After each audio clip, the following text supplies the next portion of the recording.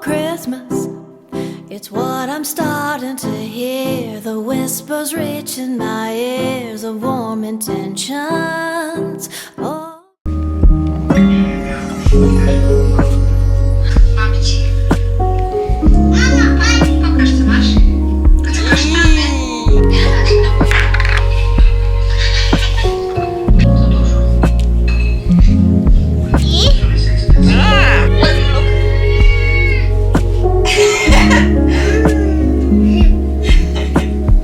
Eller właśnie dał tacie do spróbowania, żeby włożył palucha w tą galaretkę.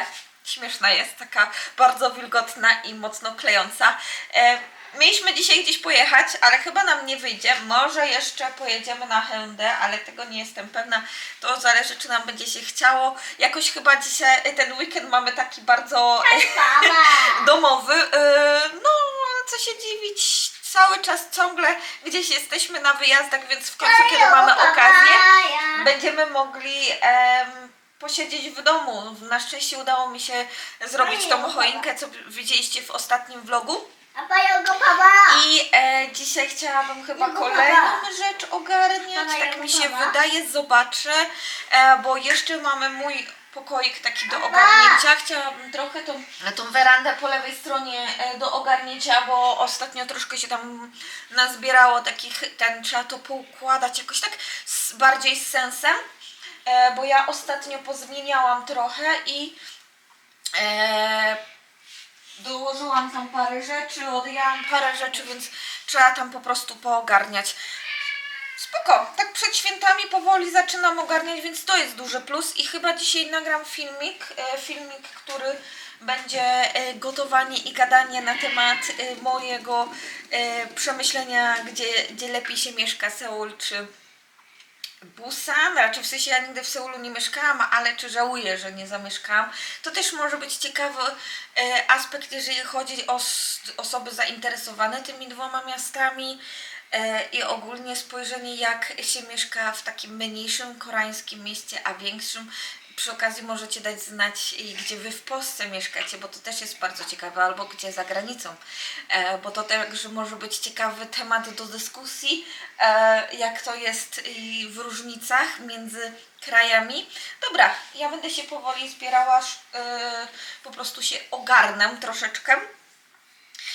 I dopiję moją kawę przecież, tak już świątecznie się strasznie zrobiło u nas w mieszkaniu, od razu tak uśmiech i taki klimat świąteczny. Ja myślałam, czy jakoś nie obstroić kuchni, ale tak myślę, że nie ma sensu, tu i tak za każdym razem jest pełno rzeczy.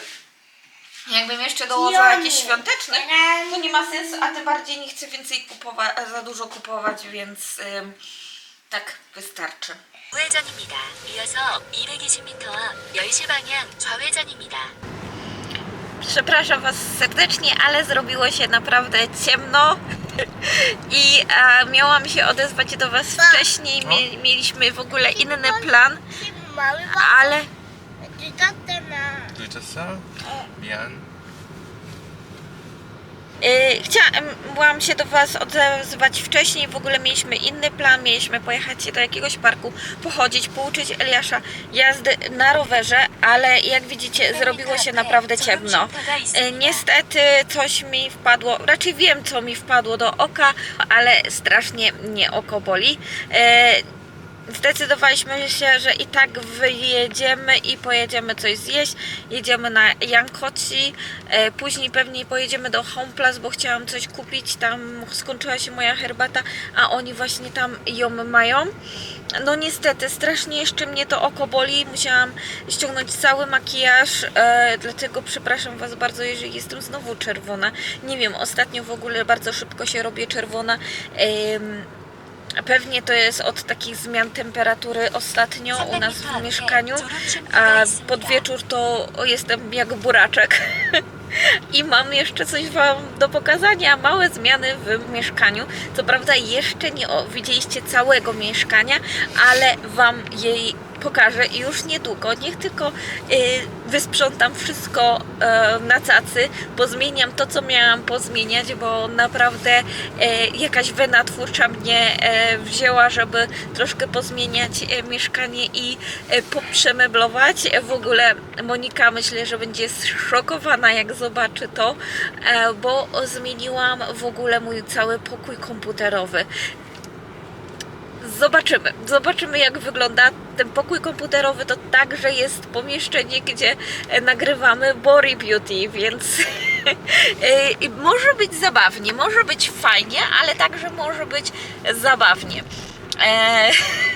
Pokażę Wam dzisiaj, jak to wszystko wygląda. Monika dopiero we wtorek będzie, więc ona zobaczy we wtorek.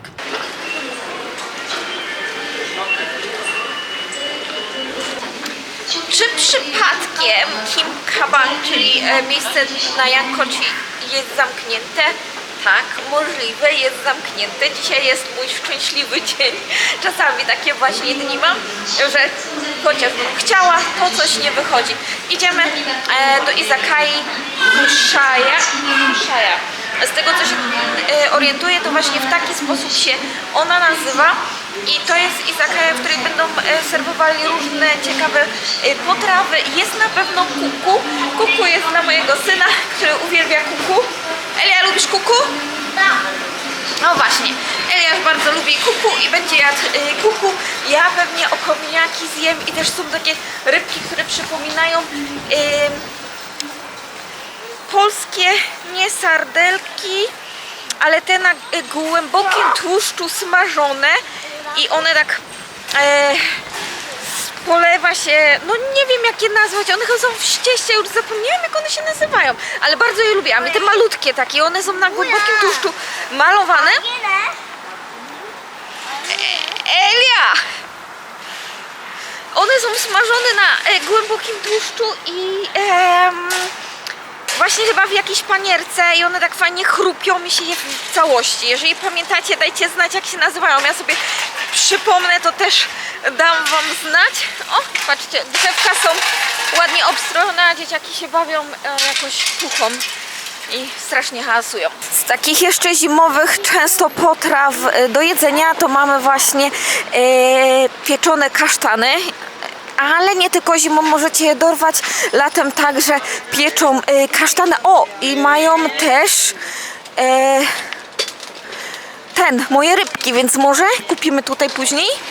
Zima bez takich przekąsek to zima stracona, jeżeli ich nie spróbujemy. Myślę, że takie podstawy to jest właśnie hot dog, czyli ten taki placuszek drożdżowy, maczany w środku z cukrem i po bustańsku, bo to jest wersja bustańska właśnie z orzechami. Druga rzecz to jest pumopan, czyli rybki. Także jeżeli lubicie pad, czyli czerwoną fasolę, to warto z czerwoną fasolą zjeść, albo jak ja z shukrim, który smakuje tak jak taki polski budyń, który także jak najbardziej polecam, jest smaczny, tylko wiecie, możecie się zacukrzyć, bo cukru to tam sporo jest to bardzo słodkie, ale tak ciepło, rozgrzewające. Druga rzecz to właśnie kasztany, ale to tylko dla tych fanów, którzy lubią kasztany. Ja nie jestem wielką fanką, więc nie jadam, ale za to Eliasz kiedyś bardzo, bardzo lubił takie pieczone kasztany, które naprawdę super smakowały.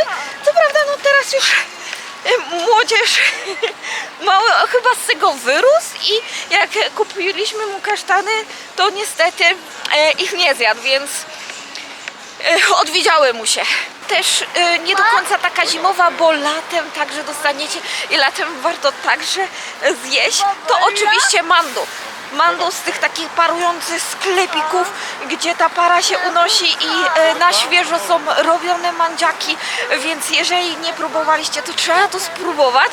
Naprawdę są pyszne, kiedy możemy sobie wziąć troszeczkę i z sosem pomaczać i zjeść na przykład w jakimś parku, na przykład kiedy chcemy się rozgrzać. To myślę, że jest idealny pomysł właśnie na spróbowanie mandu.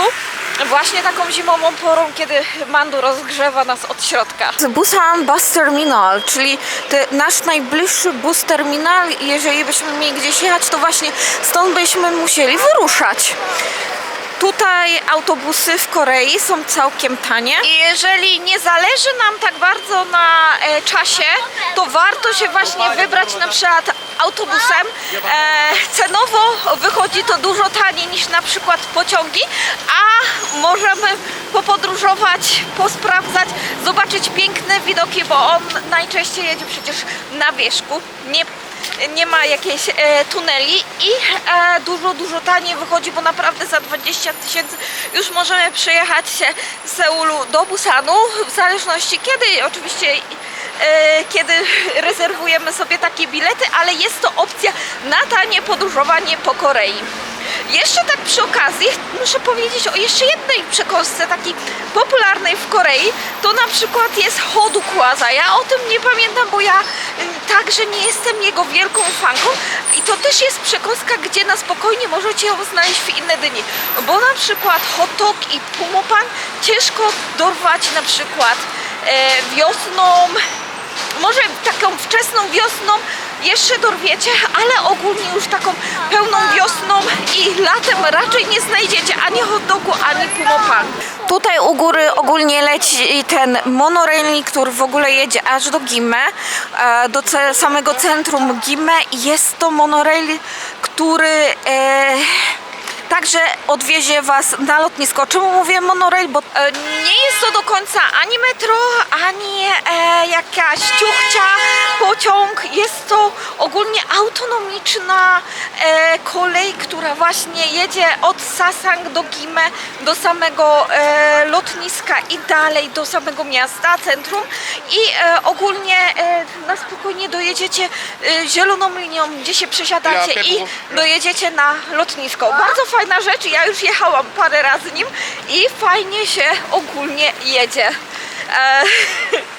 I bardzo interesująca jest to podróż, kiedy właśnie jedziemy z kimś bez kierowcy. Jest to często, więc też nie musimy się martwić o czas, a podróż jest w miarę krótka. W mieście wszędzie możecie znaleźć takie właśnie stoiska.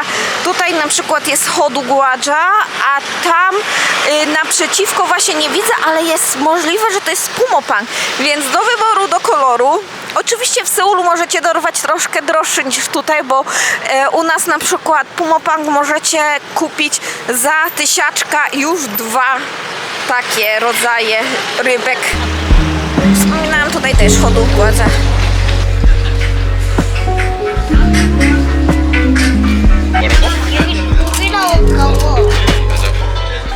Patrzcie, dostaliśmy serwis, to jest dubu, czyli tofu. To jest to miękkie takie tofu, które się bardzo lekko rozpada i ono jest bardziej jak taki pudding, można by go określić, do puddingu. Ja chyba zjem tylko pomidorki. Nie jestem fanem dubu. Raczej kotka dubu jestem fanem, ale za to dubu jako tego tofu. Monika, sorry. Your jacket is for downfall. Isn't this one you really like?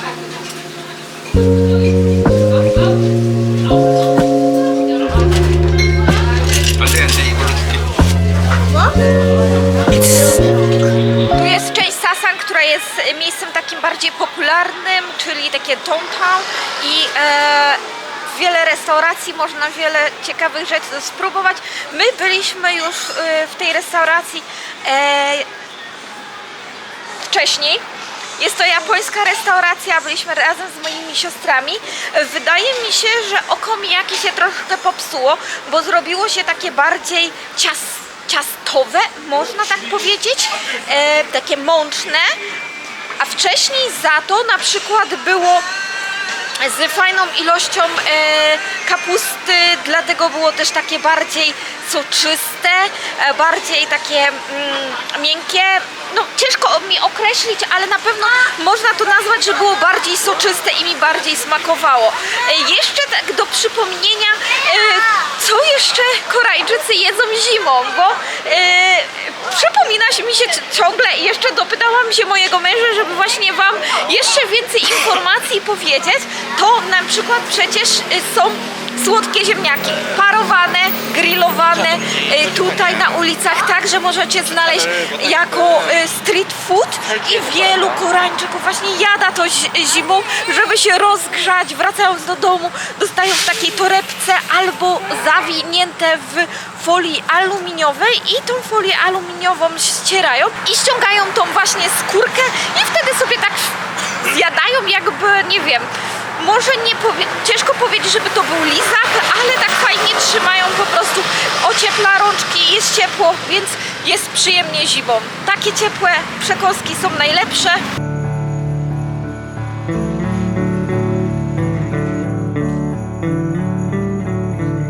Jak świetnie są ubrane drzewka w Korei i tutaj całość jest ubrana w takie ładne kubraczki. It's Christmas time.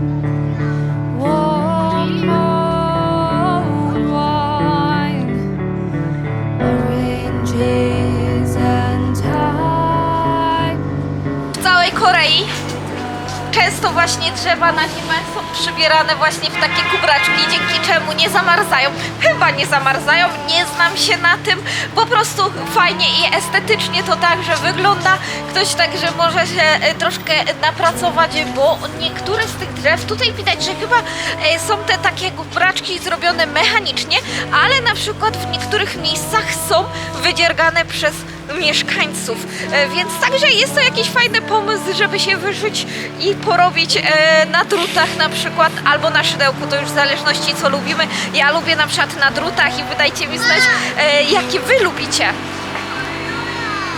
A przechodząc dalej do tematu, bo chyba to się zrobi taki temat przewodni tego filmu, to kolejną rzeczą taką bardzo popularną to jest odeng.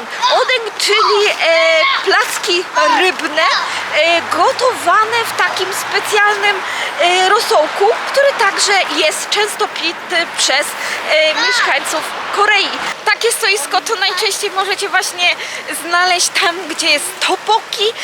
To jest jakby taka connection. Razem, za każdym razem stoisko z tteokbokki jest i stoisko z odeng. To tylko dla fanów, nie każdy jest właśnie fanem takich placków rybnych. Nawet tutaj w Busan mamy taki specjalny wielki sklep, który swojego czasu był popularny. W Busan też jest możliwość na przykład zrobienia swojego samego placka odeng. Jest tutaj fabryka, która oferuje dzień, aby spędzić dzień razem z nimi i zrobić właśnie taki placek rybny. Może być to ciekawe doświadczenie dla fanów. Jeżeli byście chcieli spróbować, to myślę, że warto sprawdzić coś takiego. Całe resztki ozdób świątecznych.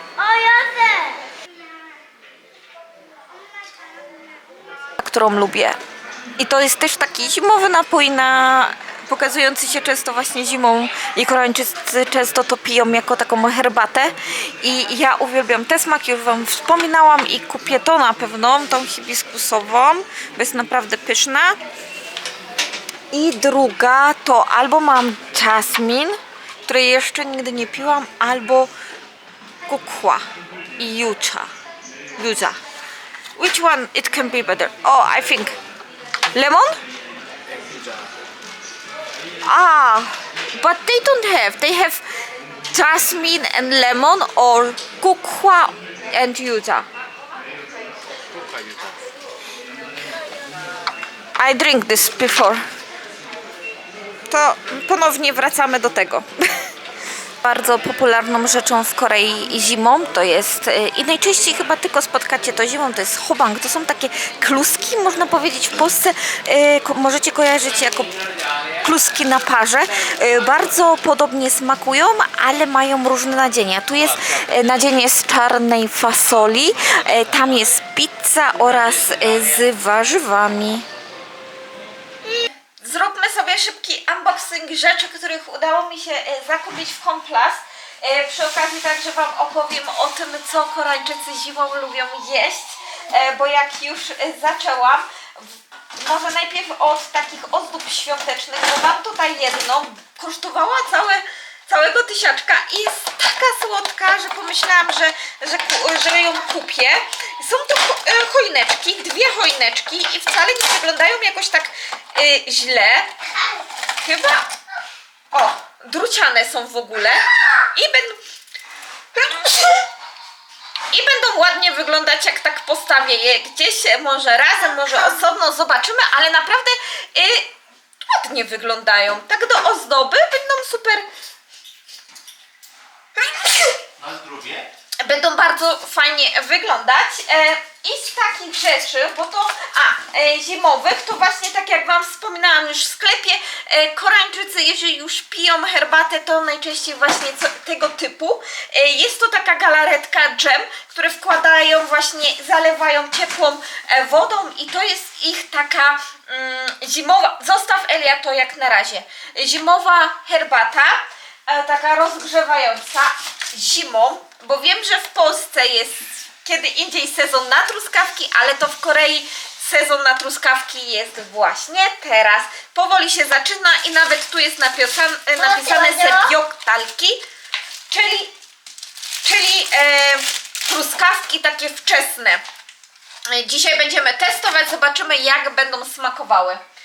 Kupiłam ogórki.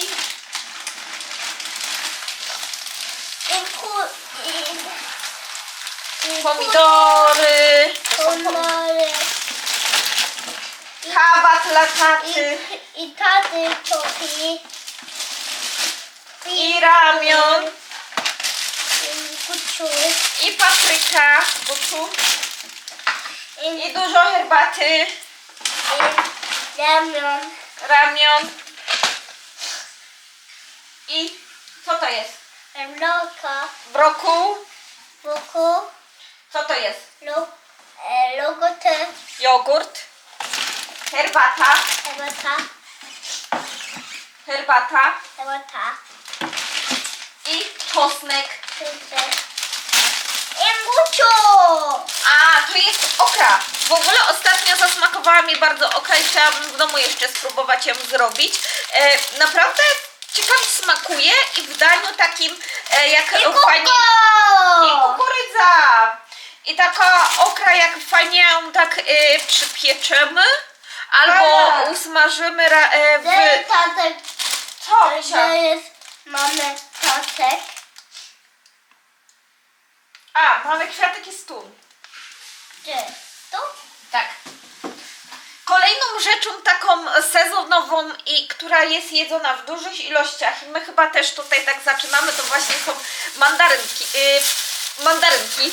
Kupiliśmy ich naprawdę dużo, jest ich tutaj 11 z tego co pamiętam, bo była promocja za 6000, więc to naprawdę jest tanio, jak na Koreę, żeby tyle mandarynek kupić w takiej cenie, więc widzicie, także owoce są sezonowe, tylko troszkę różnią się, jeżeli chodzi o te truskawki, ale już o mandarynki nie.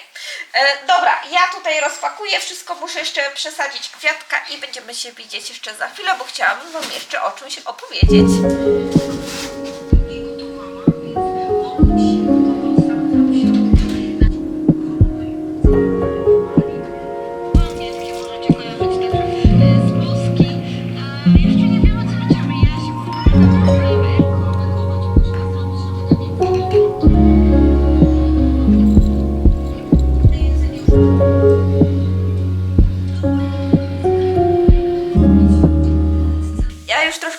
Posprzątałam, przygotowałam sobie herbatę i za chwilę usiądziemy, porozmawiamy, co jeszcze takiego ciekawego Koreańczycy jedzą zimą, a przy okazji chciałam Wam pokazać, jak wygląda ten kącik. Przepraszam Was bardzo, ale jeszcze nie jest on dokończony.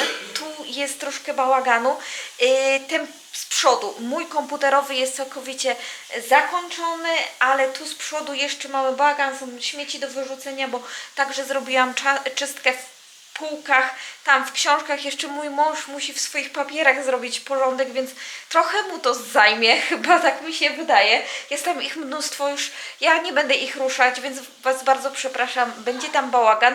Tutaj z przodu też jest, bo się zastanawiamy, czy zawiesić z tyłu kurtyny, więc tu będziemy jeszcze myśleć nad tym, ale pokażę Wam, jak wygląda. Troszkę się zmieniło. Jeżeli nie wiedzieliście wcześniej, to zapraszam Was do wcześniejszych filmów. Tam pokazywałam mniej więcej, jak wygląda ten kącik, bo nawet Was się pytałam, czy macie jakieś pomysły. W końcu zrobiłam tak, jak potrafię, tak jak najlepiej uważałam. Myślę, że jest fajnie, bo jest to w jakiś sposób podzielona strefa, więc pokażę Wam teraz, jak to mniej więcej wygląda. Tak jak tutaj wchodzimy, no to ten stolik barowy był wcześniej tutaj po lewej stronie i tutaj stał razem z stoliczkami i u góry były wywieszone te postkarty, jak tutaj w tej chwili mamy. Czyli w tej chwili tutaj mamy to. W tym miejscu za to była ta szafa ustawiona i ona była inaczej ustawiona, była tutaj pod ścianą, a my tym razem, ja zdecydowałam tak, patrzałam na to, cały dzień i w pewnym momencie wpadłam na taki pomysł, żeby zrobić właśnie odseparowane kąciki. I jak widzicie, jeden kącik jest tu. Kiedyś w przyszłości, jak będzie więcej po prostu czasu, pieniędzy i w ogóle wszystkiego, to plan jest taki, żeby zrobić tutaj ażurową ścianę. What happened? Tutaj w planie w przyszłości jest, żeby po prostu postawić tutaj szafę ażurową. Od samej góry do samego dołu są nawet takie, wiecie, które są łączone takimi wspornikami i dużo cieńsze, bo tutaj jak zobaczycie już jest posprzątane, przygotowane do Body Beauty, a tutaj są nasze książki i papiery mojego męża tu po prawej stronie, więc na to nie patrzcie, tutaj poukładałam swoje książki, jakieś pierdółki, to w ogóle czyściej wygląda niż wcześniej, a tu o, widzicie jaka ona jest gruba i ja w przyszłości chciałabym mieć dużo cieńszą, tak przynajmniej może o połowę, dzięki czemu będę miała więcej miejsca między tymi dwoma pomieszczeniami oddzielonymi i po prostu jak będzie ażurowa, to słońce, które przechodzi przez to, znaczy słońca tutaj prawie w ogóle nie ma, bo to nie jest strona słoneczna, ale tu zamiast blokować, ta szafa będzie miała po prostu i szafa zamiast blokować i będzie prześwitywała przez ten ażur. I tu jest mój kącik do pracy, powiedzmy pracy, nie pracy. Kotka miejsce, tu są drzwi do werandy, okno i mój kącik wygląda tak. Tu oczywiście jest tył szafy, więc on nie jest najpiękniejszy, ale za to są powieszone zdjęcia i będzie ich więcej, dużo więcej, żeby tak ładnie to wszystko zasłonić. Biurko przestawiłam tutaj, dzięki czemu wygląda to bardziej estetycznie, dużo lepiej. Mam więcej miejsca na krzesło w tym momencie. Tu po tej stronie jest krzesełko i myślę, że jest dużo lepiej. I co najważniejsze, takich statywów, różnych jakichś tam świateł nie widać i dzięki czemu w tym miejscu jest dużo czyściej.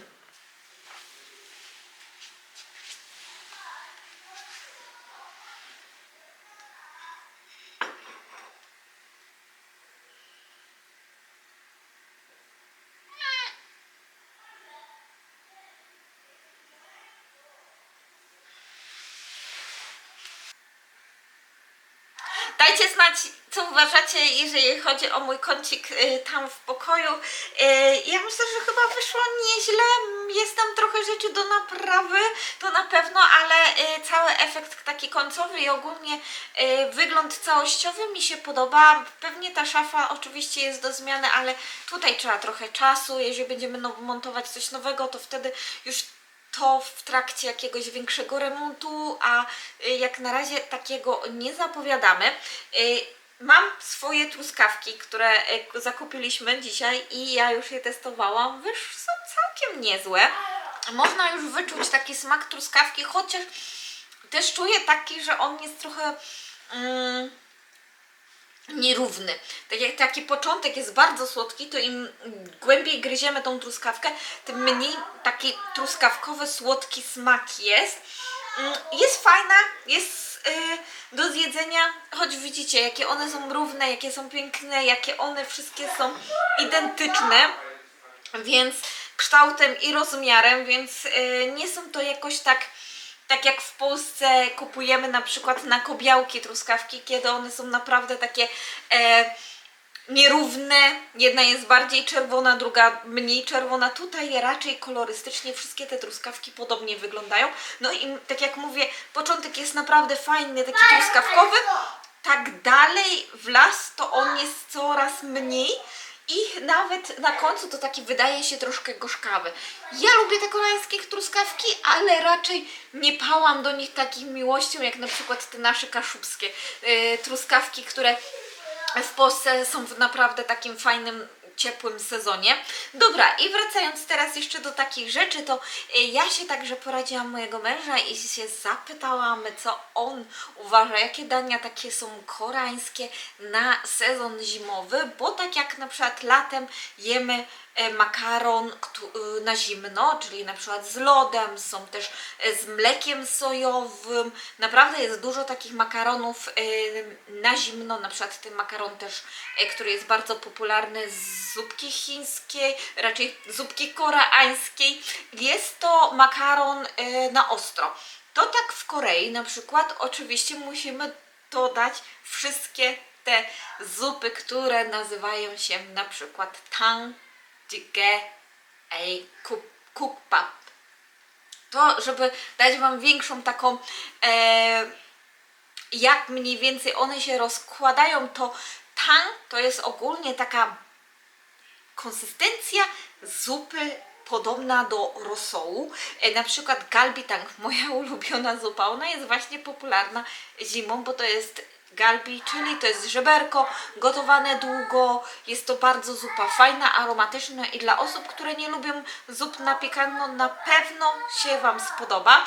Kolejną zupą to oczywiście jest samgyetang, czyli zupa z takiej rosół po koreańsku, czyli gotujemy kurczaka, często w środku kurczaka jest ryż, do tego dodajemy drewienka i gałązki. Tak, to jest takie typowe dla Korei i naprawdę warta do spróbowania także, żeby się super rozgrzać.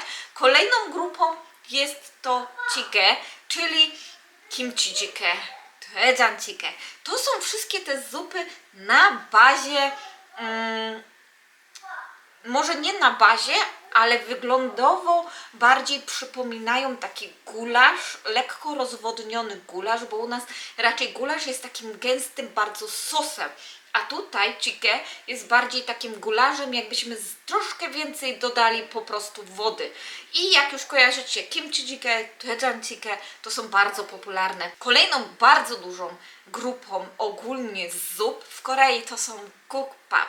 Kukbap najbardziej popularny w Busanie, nawet mamy taki rodzaj najbardziej popularny, to jest kukbap. Jeśli będziecie kiedykolwiek w Busan, to właśnie tę zupę większość ludzi zaoferuje jako taki produkt busański, który także jest takim must have'em, żeby spróbować. Jest to ogólnie zupa mętna, taka bardzo biała i do tego najczęściej jest dodawany ryż, czyli ja nie jestem dużym fanem właśnie takiej zupy, ale w niektórych restauracjach na przykład zamiast od razu dodawać tego ryżu do zupy, to sami sobie dodajemy, więc także można znaleźć takie restauracje tutaj w Busanie, w Korei, gdzie kukbap możecie otrzymać tak jak lubicie. To chyba są wszystkie takie potrawy typowo koreańskie, które warto spróbować zimą. Jak widzicie, mamy i street food, mamy zupy, mamy także takie potrawy, które warto właśnie, kiedy będąc w zimę, spróbować, żeby się fajnie rozgrzeć w taką zimową porą. Jeżeli o czymś nie wspomniałam, a Wy kojarzycie, to dajcie mi znać w komentarzach, porozmawiajmy na ten temat. Może macie jakieś danie, które byście chcieli spróbować z tej listy. Ja na przykład na pewno mogę Wam polecić mój galbitang, który zrobiłam ten przepis na moim kanale, więc podlinkuję Wam i tym filmem, z tymi truskawkami, z moją herbatą, którą w końcu kupiłam. Jest najlepsza w Homeplace, więc zapraszam, jeżeli chcecie, to spróbujcie. Zapraszam Was także do polajkowania, subskrypcji kanału i dziękuję Wam bardzo. Do usłyszenia. Pa!